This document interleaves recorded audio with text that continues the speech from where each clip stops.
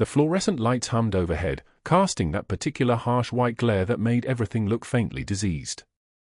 Megan O'Brien had been walking these corridors for 4 years now, long enough that the antiseptic smell no longer registered as anything but background noise, the way other people stopped hearing traffic.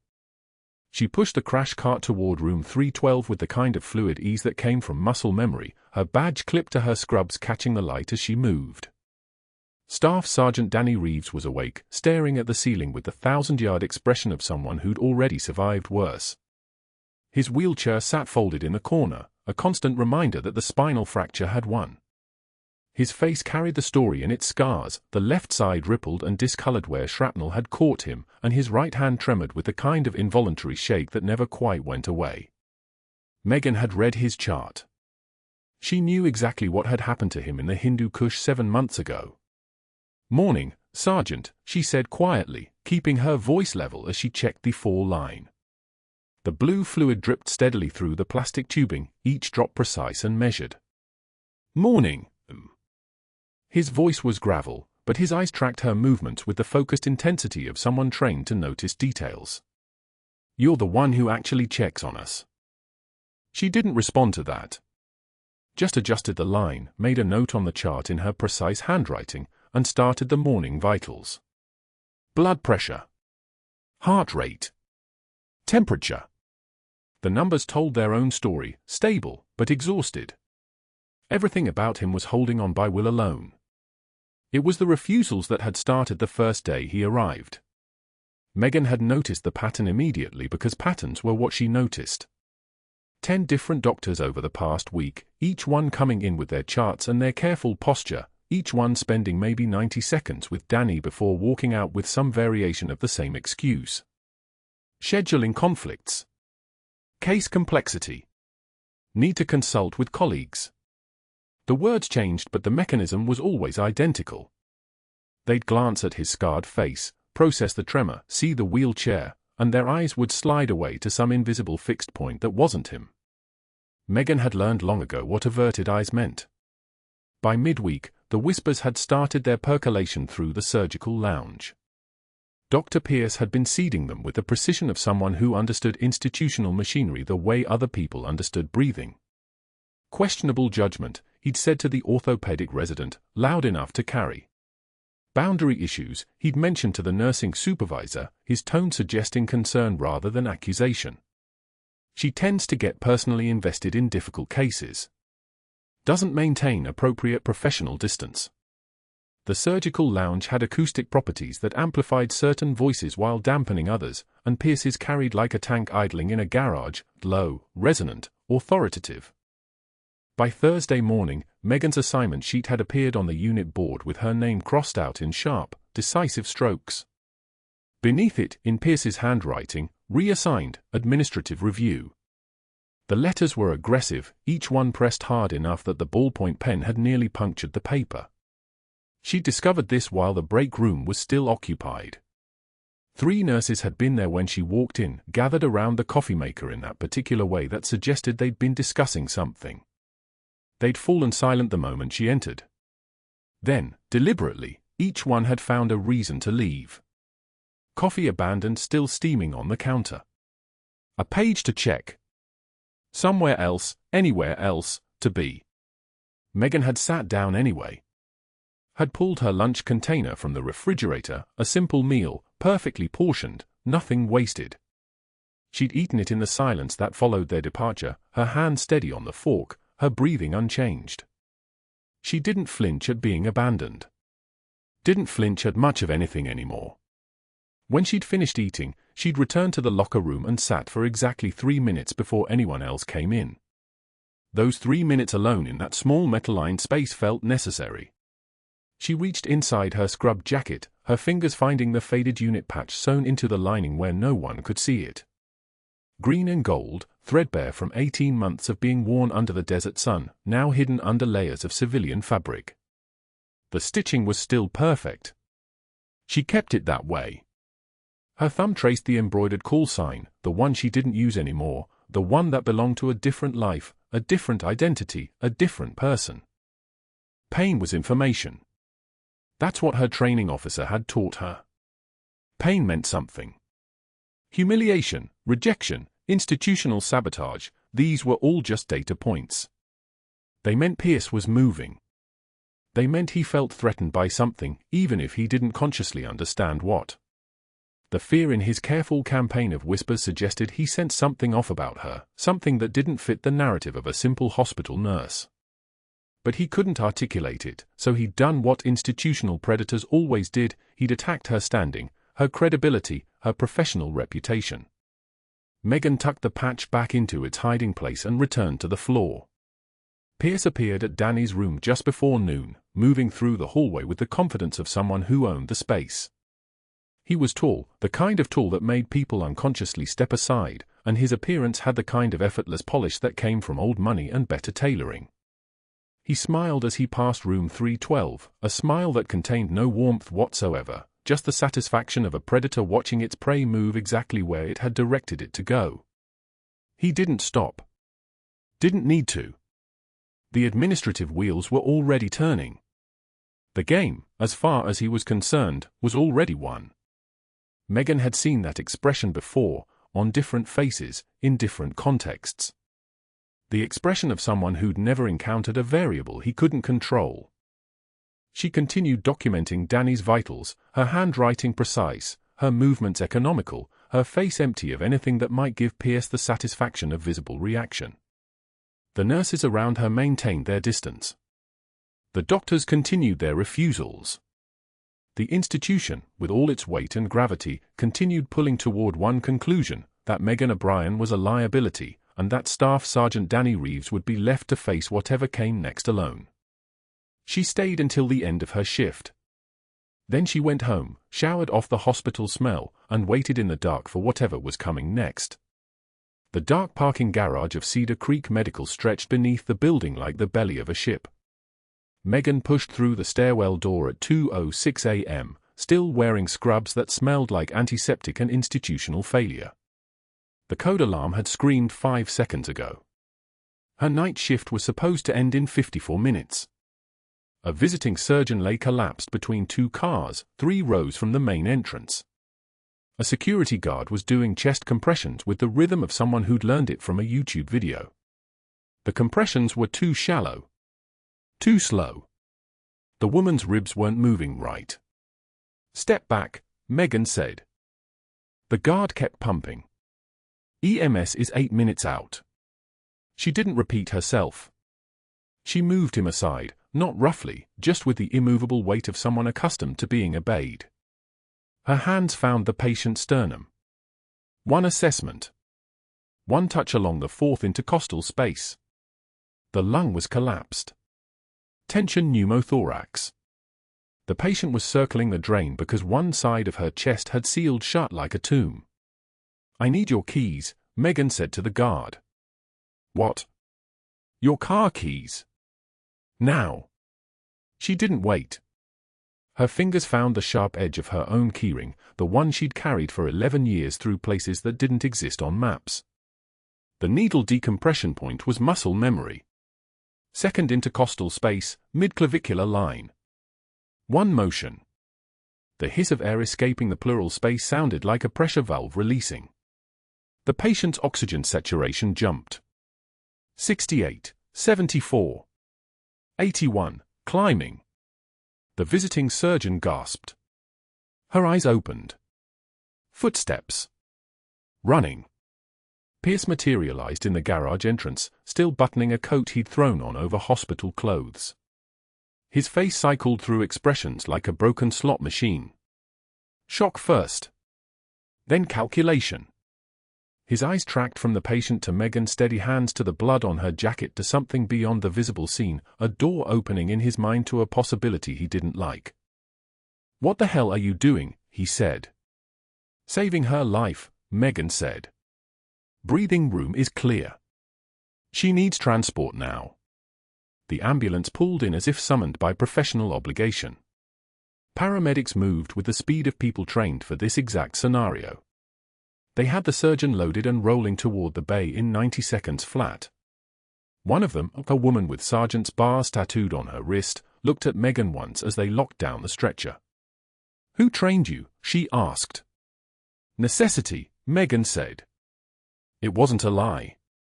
Pierce stood in the parking garage under the fluorescent lights that hummed like dying insects. He was calculating. She could see it happening behind his eyes, the inventory, the assessment, the strategic reorganization of his next moves. His jaw worked silently as he processed what he'd witnessed. A nurse didn't move like that. A nurse didn't command like that. A nurse's hands didn't carry the absolute confidence of someone who'd performed field emergency procedures in actual fields, the kind where the ground was sand and the ceiling was open sky. "You're off the clock," he said finally. "My shift ends at 6:30. You're done now."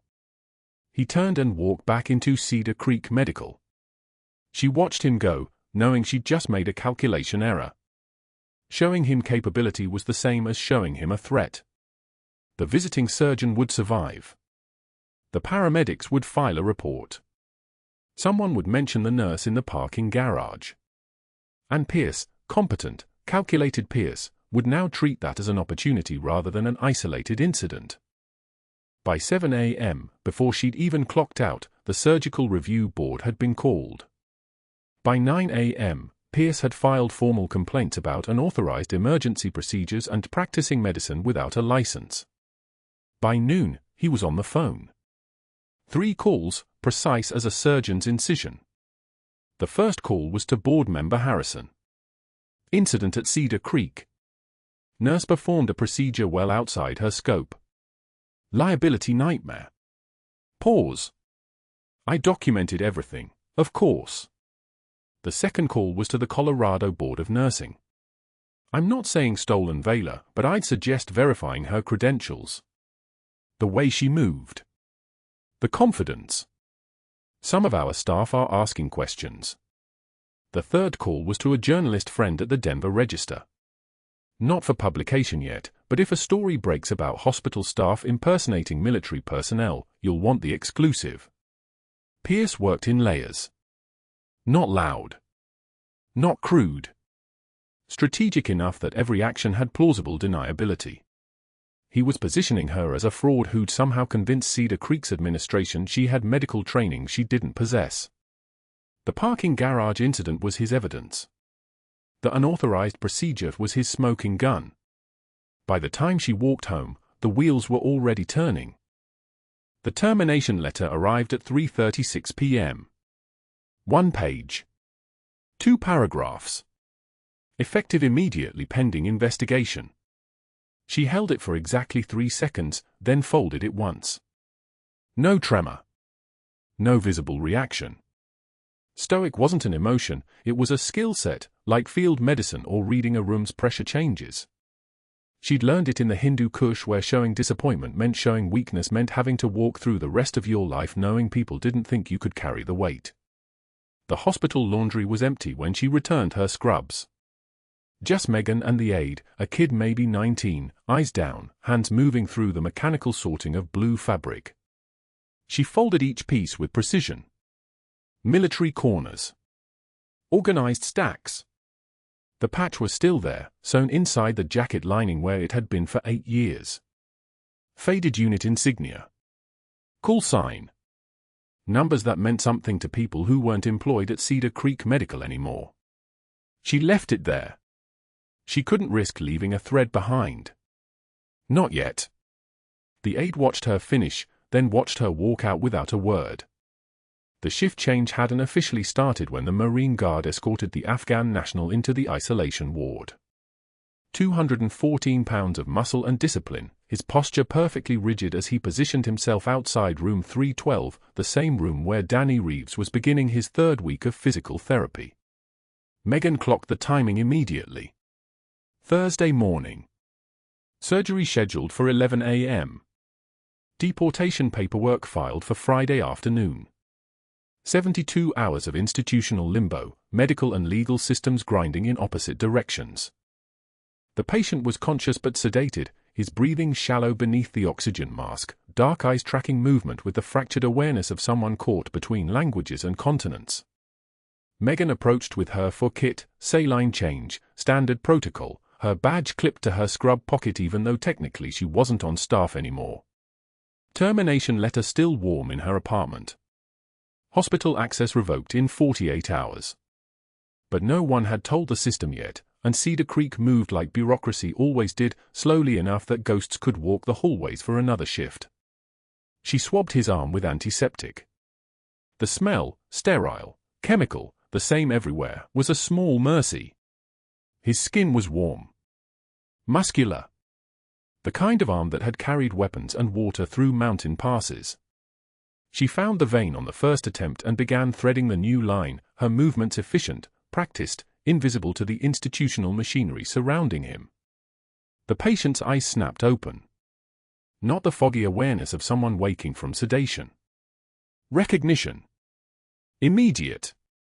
His right hand moved despite the restraint, trembling with effort, reaching toward her face. His lips parted. Words came out in Pashto, cracked but deliberate, resonating in the small room like a call sign echoing across sand dunes. Valkyrie 6. The needle stilled in Megan's hand. His eyes held hers. No confusion. No question. Just the fractured memory of someone who'd seen her face in sunlight that wasn't American, in a context where she'd been something other than a nurse in scrubs. The faded unit patch inside her jacket felt suddenly exposed, as if the stitching might come undone through fabric and proximity. The Marine Guard's posture changed instantly. Spine straightening. His hand moved to his phone with the mechanical precision of someone executing a protocol he'd been trained for but never expected to use. Megan's pulse held steady. 18 years of discipline made that possible. 18 years of compartmentalization.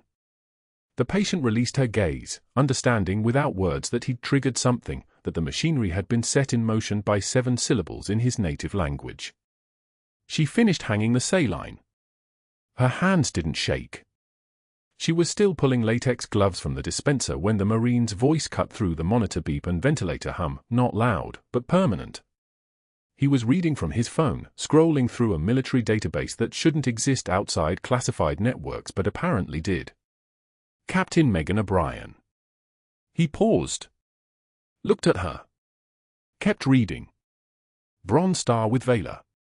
Another pause. The weight of each word accumulating like pressure. Purple Heart. He swallowed. Credited with 47 combat saves. Field Medical Specialist. Hindu Kush Rotation, 2011 to 2013. The heart monitor beeped its mechanical rhythm. 1 floor below, the cafeteria started breakfast service. The fluorescent lights buzzed, a sound she'd learned to filter out until moments like this, when silence became impossible and the buzzing filled the space where normal protocols should have been. Footsteps in the corridor. Quick, authoritative, moving with the muscle memory of someone who'd walked these halls for 3 years knowing exactly where he stood in the hierarchy.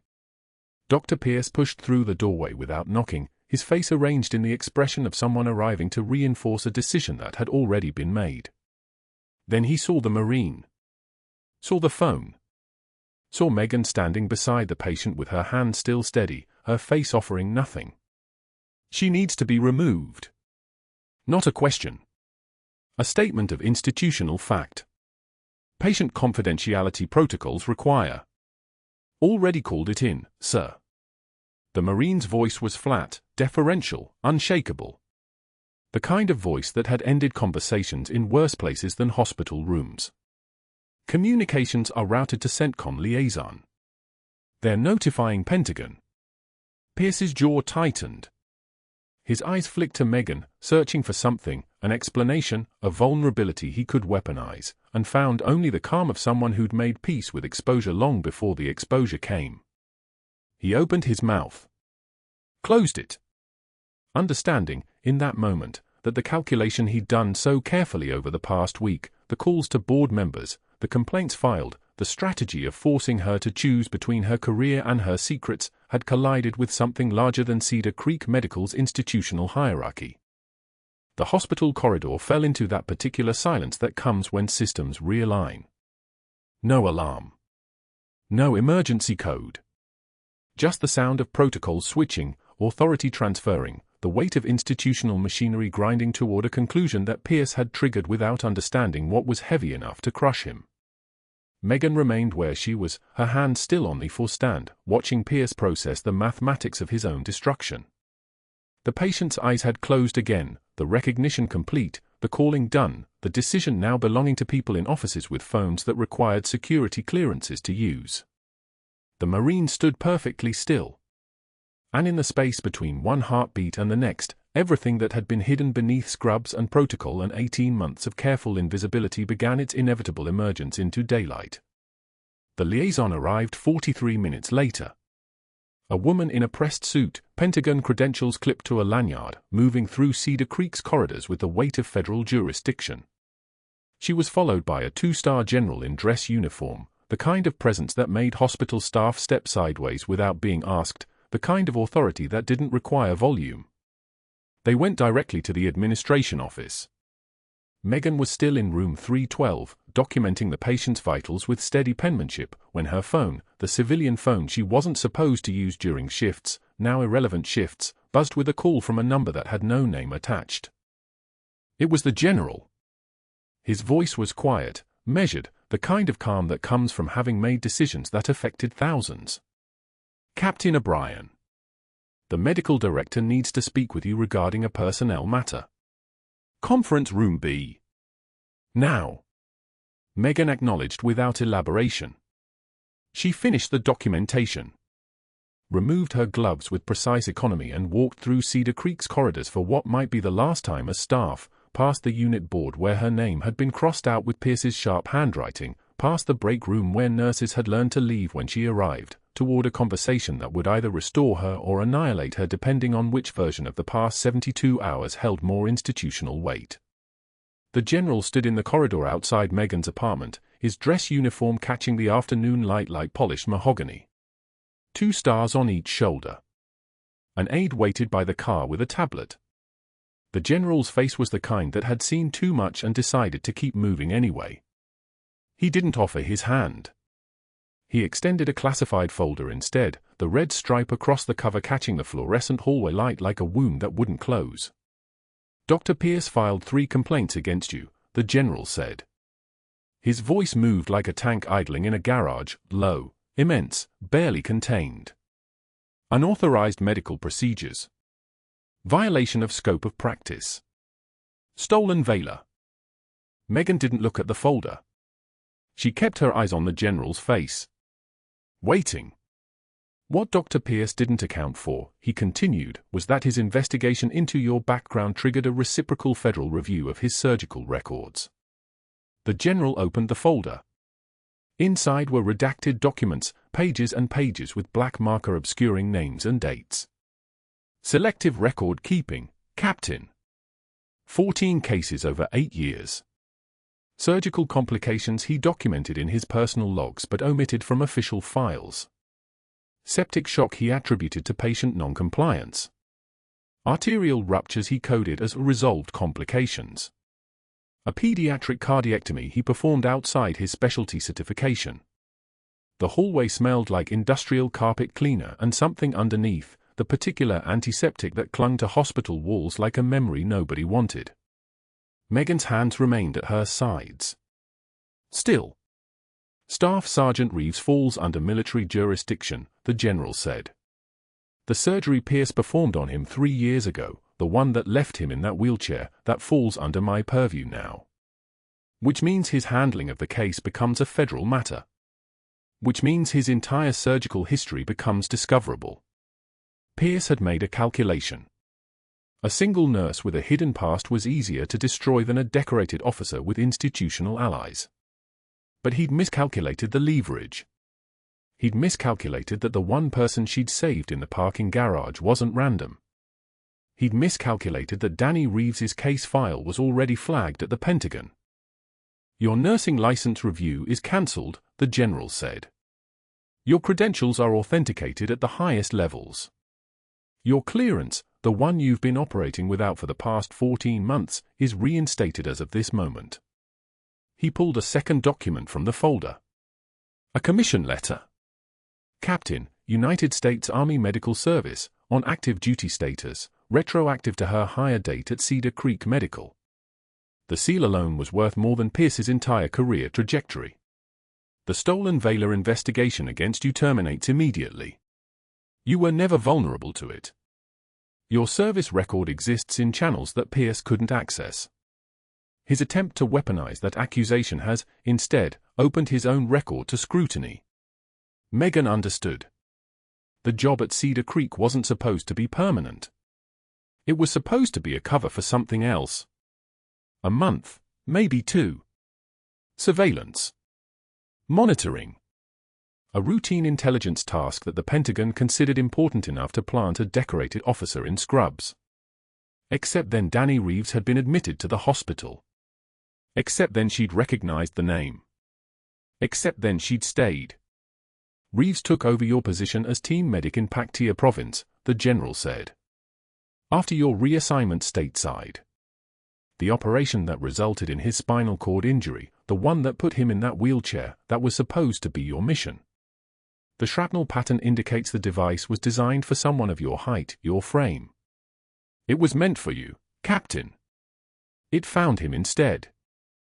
The faded unit patch in her jacket lining wasn't just a talisman. It was identification. Documentation. Proof that existed in the seams of cloth because putting it anywhere else would have blown her cover. The patch carried the battalion insignia, a dagger and a torch intertwined. The patch carried service number history. The patch carried clearance codes embedded in the embroidered threading. The patch was her passport into a life that officially didn't exist. Your mission parameters were clear, the general continued. Maintain cover. Monitor Reeves for signs of hostile contact attempting to finish what they started in the Hindu Kush. Ensure no external actors were tracking him. Compromise nothing. The general closed the folder. Slowly. Deliberately. You maintained cover. You protected your patient. You compromised nothing.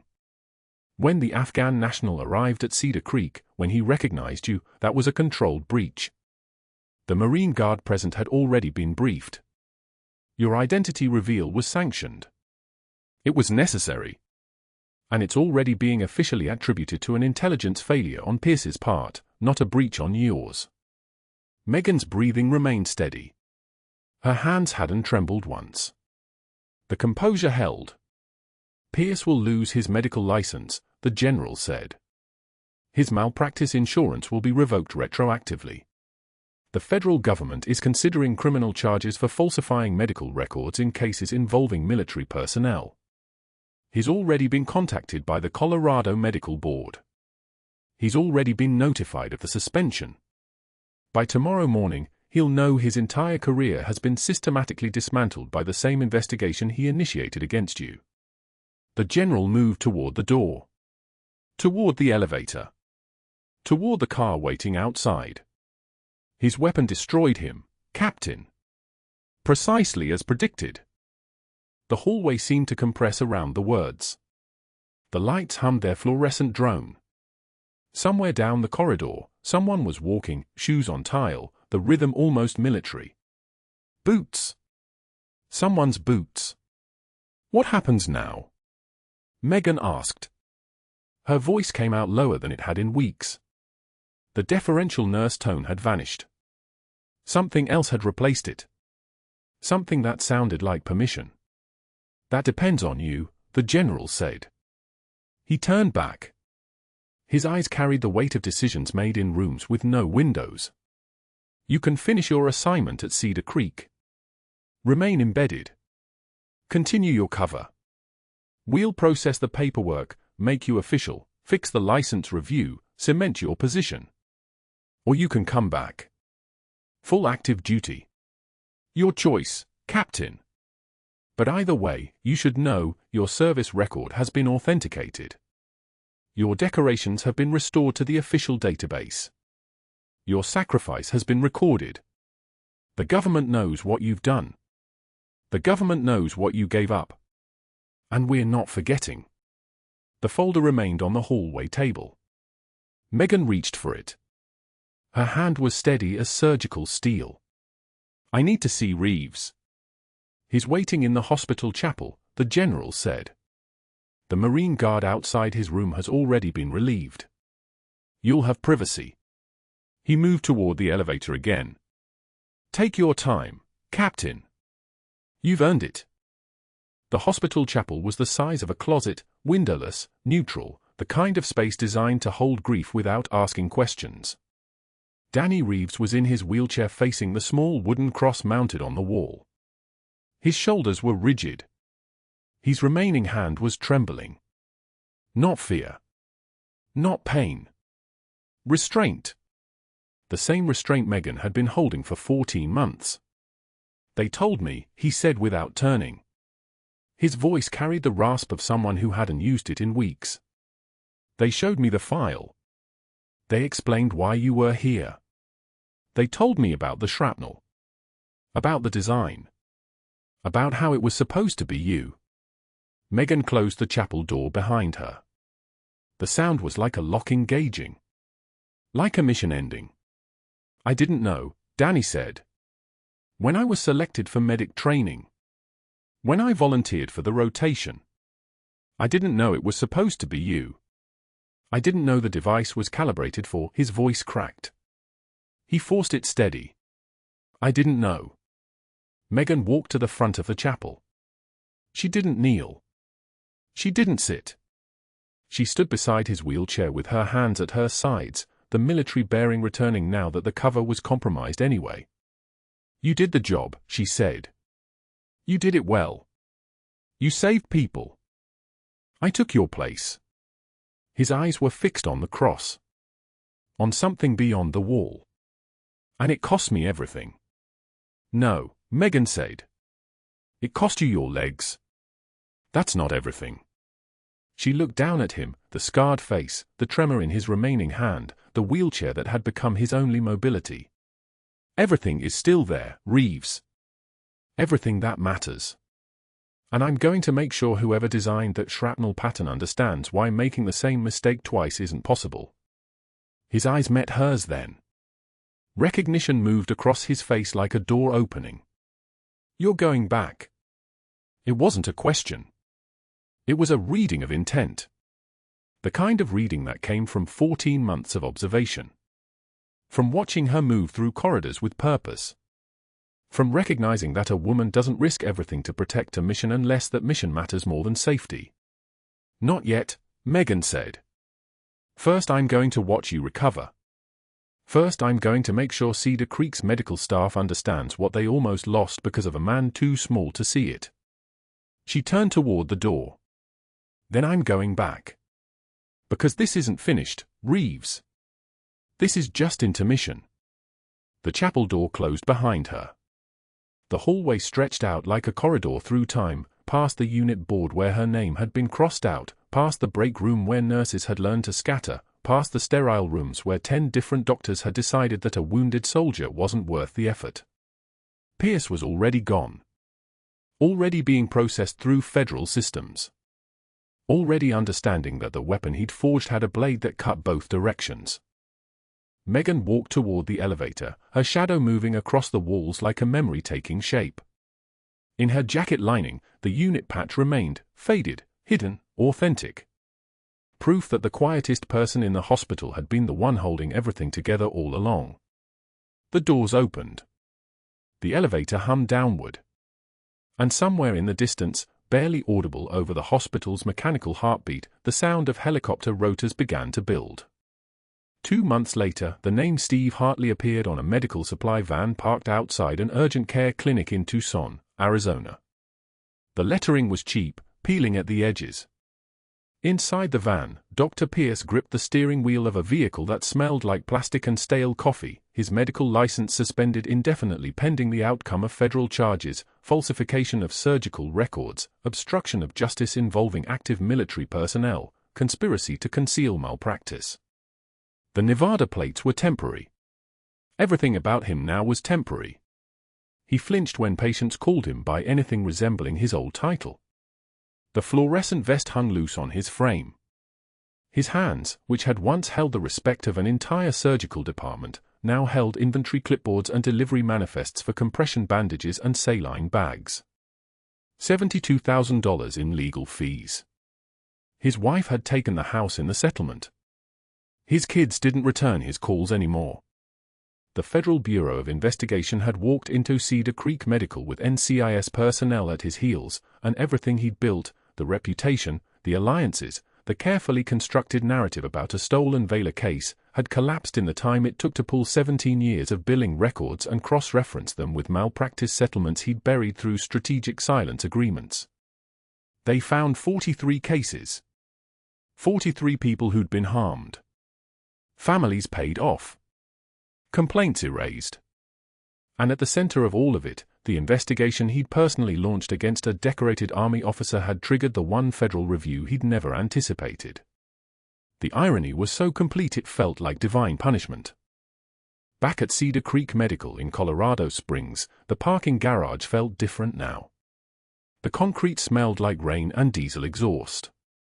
The light fixtures cast everything in that peculiar shade of institutional yellow that made heroics look mundane until you understood what you were actually witnessing. A two-star general stood with his aide, their boots striking tile with synchronized precision.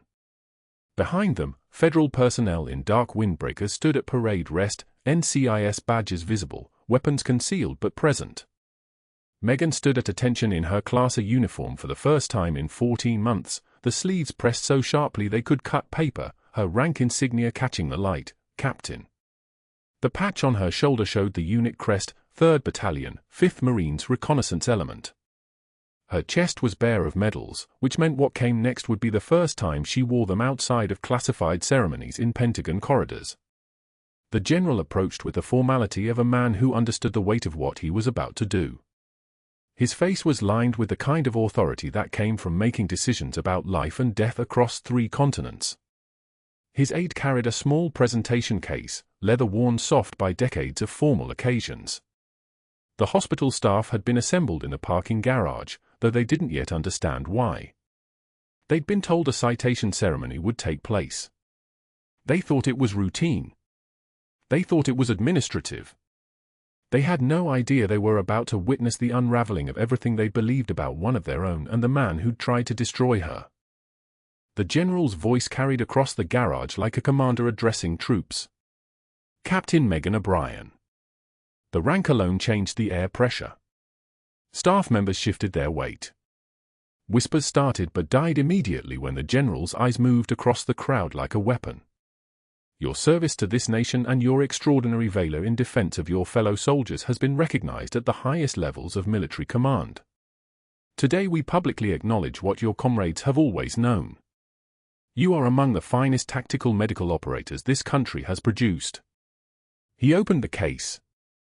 The light hit polished bronze and ribbon. The Defense Superior Service Medal. The ribbon was a pattern of red and white stripes that meant decisions made under fire. Decisions that saved lives. Decisions that cost something irreplaceable. The general stepped closer. His hands moved with the ceremonial precision of someone who'd performed this ritual dozens of times, and the gesture meant everything, one hand to her shoulder, steadying, the other raising the medal, and then the click of it clasping against her uniform jacket. The weight was minimal. The significance was absolute. He saluted her. Megan returned it, her arm rising with the mechanical precision that came from muscle memory spanning years of operations in mountains where the oxygen was thin and the margins for error were non-existent. That's when Danny Reeves wheeled himself forward through the crowd, his movements accomplished despite the limitations his body had been forced to accept. His face was scarred from shrapnel that had destroyed his spinal column, damage meant for someone else entirely. The scars ran like rivers of tissue damage from his left temple down to his jaw. His right hand tremored slightly, nerve damage from the same blast. He'd been watching from behind the assembled staff, positioned where Megan had asked him to be. Now, as the general stepped back, Danny rolled toward her, and the tears came with the force of 14 months of understanding finally clicking into focus. His voice cracked as he spoke. You were the one. Not a question. A statement of comprehension. You were the one in Sanjin when the IED took out the forward position. You kept 3 of us alive for 6 hours until the birds arrived. We all thought you were a myth. Command kept your actual identity classified. We called you Valkyrie 6. His scarred face twisted as he tried to control the emotion. And then you were here. Just a nurse. And I didn't know. I didn't understand until the Marine said your call sign out loud. He looked at the gathered staff, then back at her. She sat with me every shift. She fought Pierce to keep treating me. She never once told me who she actually was. She didn't need to. The tremor in his hand steadied as he gripped the wheel. This woman saved my life twice. Once in the Hindu Kush. Once in this hospital. The silence in the parking garage was so complete you could hear the hum of the overhead lights and the distant sound of traffic on Powers Boulevard. The staff members who'd accepted Pierce's whispered campaign against her were staring. The ones who'd left the break room when Megan sat down, who'd participated in the systematic isolation Pierce had orchestrated, were now witnessing the transformation. The quiet nurse with the unit patch hidden in her jacket lining was Captain Megan O'Brien, Army Special Forces medical officer, decorated combat veteran. She'd been right there among them the entire time, and they'd failed to see it. More than that, they'd participated in her humiliation while she was conducting a classified mission. The general's aide handed him a folder. Your security clearance has been reinstated retroactively to accommodate this briefing, the general said. Dr. Pierce's investigation into your background triggered federal scrutiny of his surgical records dating back 18 years. The Justice Department has completed its preliminary review. 43 cases of documented malpractice covered through non-disclosure agreements. 16 families have filed formal complaints. He paused, letting that weight settle. Your presence at Cedar Creek Medical was sanctioned by JSOC. Your assignment was to remain embedded as clinical staff while monitoring Staff Sergeant Reeves for potential hostile contact. That threat remains active.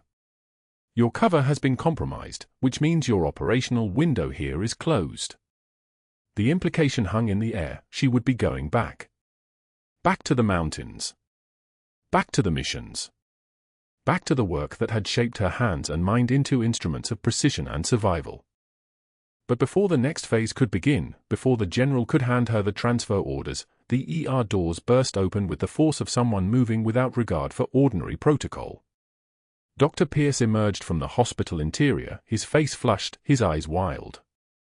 He'd been watching from the surgical lounge monitor that broadcasted the garage security feed. He'd seen everything.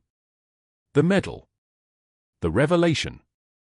The end of his career materializing in real time on a grainy video screen. His voice came out as a roar that echoed across the concrete. This is insanity. This is a setup. She's a fraud. She falsified her employment records. She never listed any military background. That means stolen valor. That means she's been impersonating credentials she doesn't actually possess. The words tumbled out in the frantic rhythm of a man watching his entire constructed reality collapse.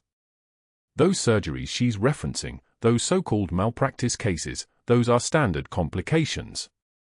Every surgeon faces complications. I was being systematically targeted by a rogue agency for political reasons. His finger stabbed toward the general. I demand to know the authorization for this circus. I demand federal oversight. I demand a formal investigation into whether this woman has been granted immunity to cover up her own violations.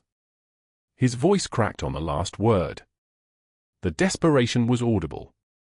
This was stage 5 escalation, attempted cover-up morphing into public meltdown. His composure was disintegrating. His hand shook as he jabbed the air. The general didn't move. His stillness was more intimidating than any response could have been.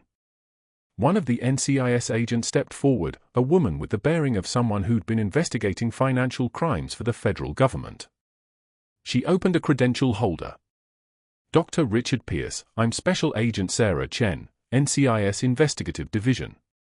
We need you to come with us for a formal interview regarding financial discrepancies in your surgical billing records dating from 2009 through present day. Her voice was professional, detached, the tone of someone reading instructions. Not angry. Just factual. Your attorney has been contacted.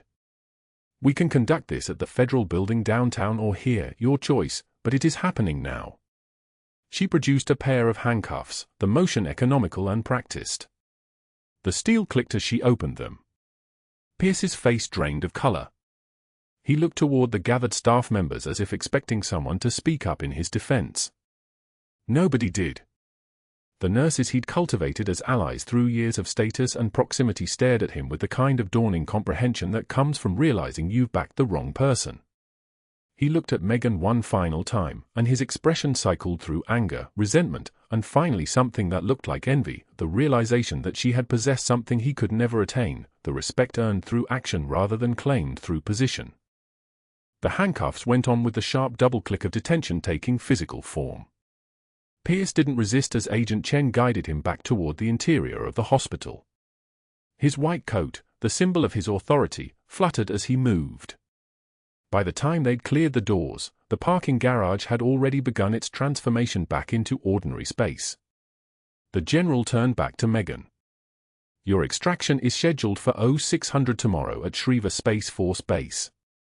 JSOC has 3 open positions for tactical medical coordinators on Task Force 121. They want you back." The threat assessment on Staff Sergeant Reeves suggests the individual who initiated the attack in Sanjin Valley has been located in Kuna Province. "We need your expertise on the ground." The words were delivered with the weight of command. This wasn't a request. It was a reassignment. It was a return to the work she'd been trained for, the work she was incomparable at, the work that had been interrupted when a political decision had pulled her into Cedar Creek Medical for 14 months of embedded observation. Megan took the transfer orders, her hand steady as she accepted the folder. "I understand, sir." Her voice had changed. The deferential tone of the nurse was gone. It was replaced with the clipped precision of someone giving a field response. "Request permission to brief Staff Sergeant Reeves on the tactical situation before wheels up." The general nodded, a gesture that granted authority back to her in the way that military hierarchies understand. She was no longer subordinate to Cedar Creek Medical. She was no longer subordinate to anyone in this parking garage except him. As the general's team began the process of securing the scene and processing Pierce's arrest, Megan walked to where Danny Reeves sat in his wheelchair. The scars on his face caught the institutional light. His eyes met hers with the clarity of someone who'd just had the final piece of a puzzle click into place. She pulled a chair beside him, sat, and spoke in a voice low enough that only he could hear. "I'm going back." He nodded, understanding without needing elaboration. "To finish what we started." She reached out, not to touch him, but to place her hand on the arm of his wheelchair, a gesture that communicated continuity, past and future connected by the present moment. "When you're ready for transfer to Walter Reed, ask for Dr. Halley. He runs the spinal recovery program. Best in the service. I already sent him your file." Danny's hand covered hers, and neither of them spoke again. The handshake was enough. The acknowledgement of sacrifice and service and the terrible cost of remaining alive when you hadn't expected to. Somewhere in the distance, the sound of helicopter rotors began its familiar rhythm. The birds were coming. The next mission was calling. Sometimes the bravest warriors carry stethoscopes, not guns. If you love a good underdog story, hit that like button now. Subscribe so you never miss one. And comment below, have you ever been the underdog? Let's see how this plays out.